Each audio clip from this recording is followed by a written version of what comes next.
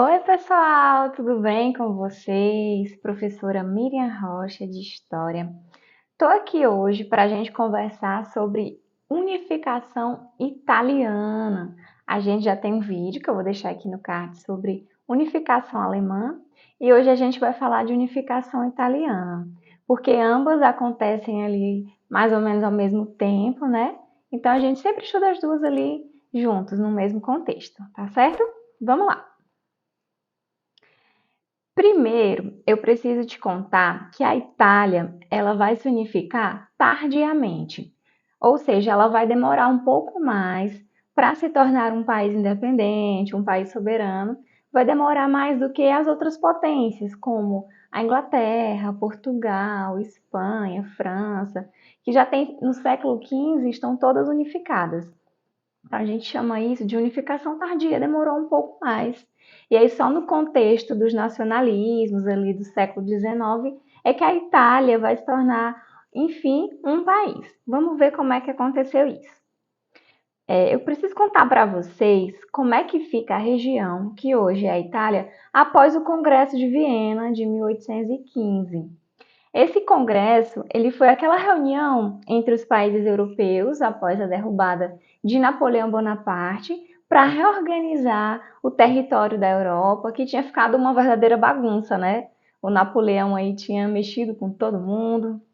Após esse congresso, deixa eu mostrar aqui para vocês como é que fica a região da Itália. Veja, acompanhe comigo que a bagunça que era essa região. A gente tem aí ao sul, por exemplo, a região das duas Sicílias, que era um reino independente, com moeda própria, exército, com seu próprio governo. Tem a região de Nápoles, que também é um reino independente. Nápoles, lá onde fica Pompeia, o vulcão Vesúvio, né, muito famosos. A gente tem aí os reinos de Piemonte e Sardenha, que são reinos independentes também, e aí esses vão ser cruciais aqui no processo de unificação da Itália, já guardem aí o nome desses dois reinos, Piemonte e Sardenha. A gente vai ter ali a Lombardia e Veneza, que estão sob influência da Áustria, e tem outras regiões que são independentes também, outros reinos independentes. No meio aí, a gente vai ter os estados papais, que são estados que pertencem ao Papa, pertencem à Igreja Católica. Então, né, se não bastasse toda essa bagunça, alguns reinos autônomos, alguns com influências de outros países, a gente tem também aí alguns estados papais, governados pela Igreja.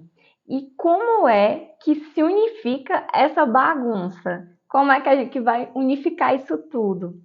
Mas primeiro eu sei que você pode estar pensando aí, por que unificar, né? Para que fazer essa unificação? De onde é que vem essa ideia?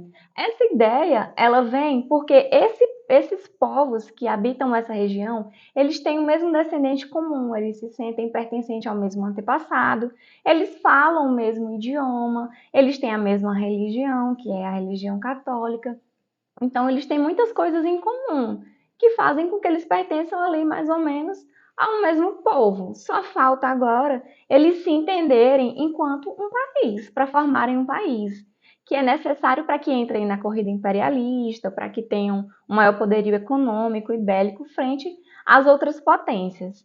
A partir disso vão surgir algumas ideias nacionalistas, alguns grupos nacionalistas que vão tentar buscar essa unificação italiana.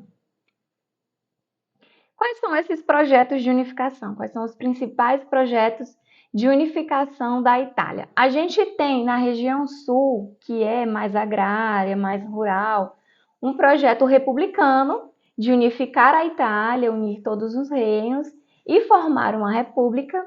E esses são liderados aí pelo Giuseppe Mazzini e pelo Giuseppe Garibaldi. A gente tem o projeto dos neoguelfos, que querem unificar a Itália com apoio do papado, né, governado por um papado. E a gente tem ao norte os monarquistas, que são liderados pelo Vítor Emanuel, que é o rei de Piemont e Sardenha, que, como ele é rei, é claro que o projeto dele é que seja uma monarquia, que inclusive, quando a Itália se unificar e se tornar uma monarquia, quem ele vai defender que seja o primeiro rei? Ele mesmo, não é? E apoiado pelo Conde Cavour, que é um cara muito rico, o primeiro-ministro aí, desse reino de Piemonte e Sardenha. Preciso apresentar um pouquinho melhor para vocês o Giuseppe Garibaldi, que é conhecido como o herói dos dois mundos, porque o Giuseppe Garibaldi, ele participou aqui no Brasil da Revolução Farroupilha, a Guerra dos Farrapos.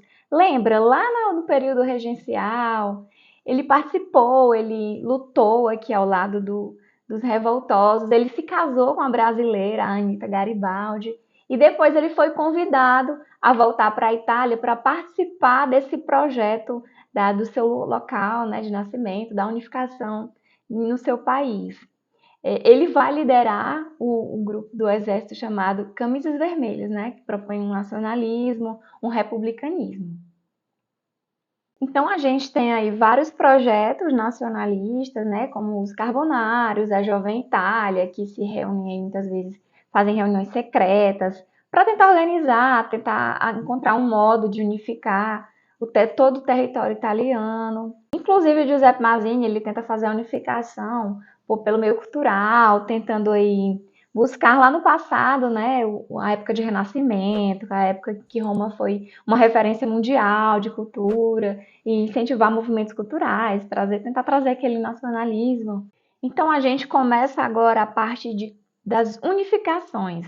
Como é que vão conseguir pegar os territórios, juntar eles e formar aí a Itália?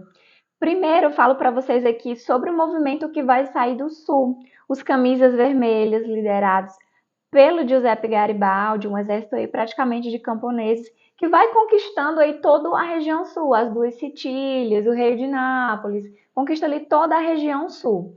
E aí na região norte, a gente vai ter um movimento liderado pelo Vítor Emanuel e pelo primeiro-ministro, o Camilo Cavour, que vai unificar toda a região norte. Como é que começa essa unificação ao norte? Eles vão fazer inicialmente uma guerra contra a Áustria. Lembra que eu te falei que existiam alguns territórios que eram administrados pela Áustria, que ficaram sendo administrados pela Áustria após o Congresso de Viena? Então, o Vítor Emanuel ele vai fazer uma guerra contra a Áustria. Para isso, ele vai pedir apoio da França, de Napoleão III. Não é o Napoleão Bonaparte, é um sobrinho dele que veio bem depois, o Napoleão III. Vai fechar alguns acordos com o Napoleão III que vai ajudá-los nessa guerra contra a Áustria. Eles vencem, pegam esse território aí que pertencia à Áustria nesse momento e logo eles já vão ter um território aí muito maior do que o seu inicial, que era o de Piemonte e Sardenha. E nesse momento aí, o Vítor Emanuel, ele já vai se declarar como rei da Itália, né? A unificação não está completada, mas ele já se proclama aí como rei da Itália no ano de 1852. Ao centro, a gente vai ter aí os estados pontifícios, né? Os estados papais, que são aí protegidos pela França. O que acontece? Quando o Vítor Emanuel ele consegue unificar toda a região norte ali da Itália, aí ele vai descer para o centro, onde ficam os estados papais, ele chega lá, manda uma carta, né, para o Papa e diz: olha, estou unificando aqui os outros territórios, quero formar um só território, a Itália, e não tem como a capital ser outra que não seja Roma, e você está aí em Roma, então eu vou pedir, por favor, senhor Papa, Santo Papa, que se retire dos territórios e fique apenas nos territórios da igreja.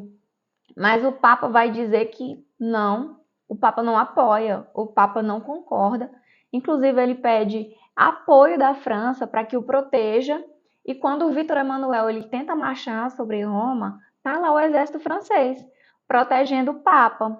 Ele só vai conseguir isso posteriormente, quando a França se envolver em uma outra guerra, que tiver que juntar todos os esforços de guerra e levar o seu exército que estava em Roma, na região de Roma, para essa outra guerra, é que o Vítor Emanuel vai conseguir invadir esse território papal e fazer com que o Papa saia de lá, mas o Papa sai muito contrariado.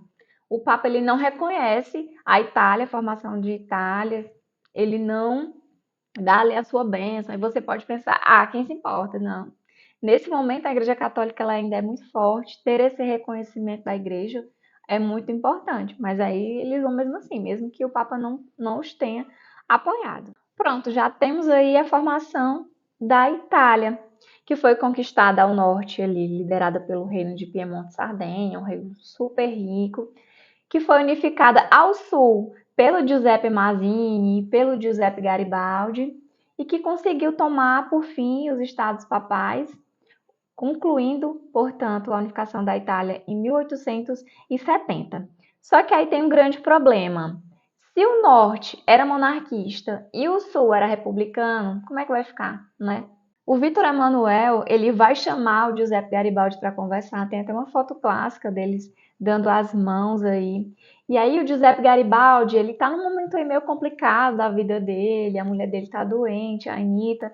E aí ele vai dizer assim, olha, a mim já não importa mais se a Itália vai ser uma monarquia, se ela vai ser uma república. Eu só quero que ela seja um país unificado. Então, o Garibaldi ele vai ceder as suas conquistas. Ele vai entregar todo o que ele conquistou ao sul para o Vítor Emanuel. Vai ficar tudo sob o domínio do Vítor Emanuel. Algumas pessoas da região sul aí vão ficar bem chateadas com o Garibaldi, vão dizer, poxa, a gente não vai ser uma república, como assim você vai entregar tudo de mão beijada para os monarquistas? Mas é assim que se encerra a unificação. Ela vai ficar sob monarquia, governada pelo Vítor Emanuel, unindo aí o norte, o sul e os estados papais. Isso tudo vai gerar algumas consequências. E aí a gente chama isso de questão romana. Como eu falei para vocês, o Papa Pio IX, ele não aceita a anexação de Roma, território de São Pedro, né? Muito menos a transformação de Roma em capital da Itália. Então, ele não reconhece essa Itália, ele não dá sua bênção. Isso vai virar uma grande questão da Itália com a Igreja, que só vai ser resolvida no ano de 1929. Veja que a gente tem uma Itália formada em 1870. Essa questão romana ela só é resolvida em 1929, que já mostra que, para vocês, quando é fechado um acordo que se chama o Tratado de Latrão, assinado aí pela Igreja Católica, pelo Papa, que no momento é o Pio XI, e pelo governante italiano, que nesse momento aí é o Benito Mussolini, aquele, o fascista da Segunda Guerra Mundial, que a gente conhece. Eles fazem um acordo, o Mussolini cede alguns territórios para a Igreja Católica, que vai transformar isso aí no menor estado que existe, né, que é o estado do Vaticano, que é o estado da Igreja Católica. Eles assinam esse acordo e encerram aí a questão romana, beleza? Muito tranquilo esse assunto, né? De boa. A gente vê aí que teve aí algumas divergências de pensamento, de ideias entre os projetos de unificação, mas que ao fim eles se entendem, fazem aí o projeto de unificação da Itália, se entendem assim, né? Até hoje tem umas rixazinhas aí entre norte e sul da Itália. Já tô aqui contando fofoquinha, mas existe essa rixa entre o norte e o sul, até porque eles foram historicamente formados de maneira diferente. Teve aí, eles ficaram separados muito tempo, teve essa questão na época da unificação. Mas hoje a gente tem a Itália, o país Itália, que a gente conhece, né? Coisa linda de se ver. Por hoje é só, agradeço muito a atenção de vocês, tá? Peço muito que vocês deixem o seu like, deixem o seu comentário, se inscrevam no canal e vai ter questão, tá? Vamos ver se você aprendeu tudo direitinho, se você estava prestando atenção aqui na aula da professora Miriam. Tem questão, tá? Clica aqui no link e responde uma questãozinha, um desafio que eu deixei para vocês sobre a unificação da Itália. Vamos ver se você acerta, tá? Boa sorte! Tchau!